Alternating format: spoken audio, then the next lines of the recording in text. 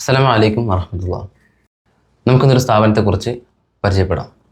നമുക്കറിയാം, നമ്മുടെ ഇന്നത്തെ വിദ്യാർത്ഥികൾ അവർ ധാർമ്മികയിൽ നിന്ന് അധാർമ്മികയിലേക്ക് നടന്നുകൊണ്ടിരിക്കുന്ന ഒരു കാലഘട്ടത്തിലാണ് നമ്മളുള്ളത്. ഒരു സമയത്ത് ഒരു സ്ഥാപനം ആവശ്യമില്ലേ?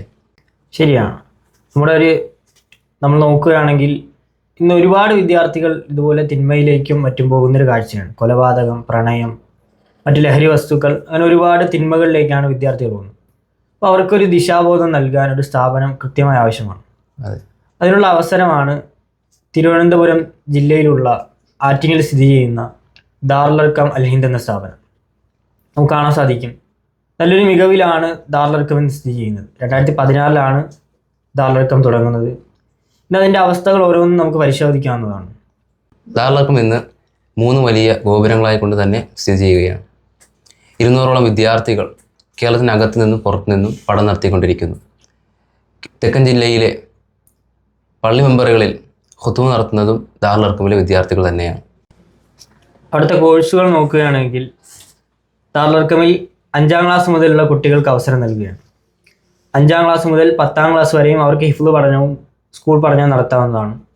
അതിനുശേഷം plus one plus two Kerala syllabus പഠിക്കുന്നതോടൊപ്പം മദീന യൂണിവേഴ്സിറ്റിയിലെ സിലബസായ അറബി പഠനം അത് നമ്മുടെ വിദ്യാർത്ഥികൾക്ക് ഇന്ന് അർഖമിൽ ലഭ്യമാണ്.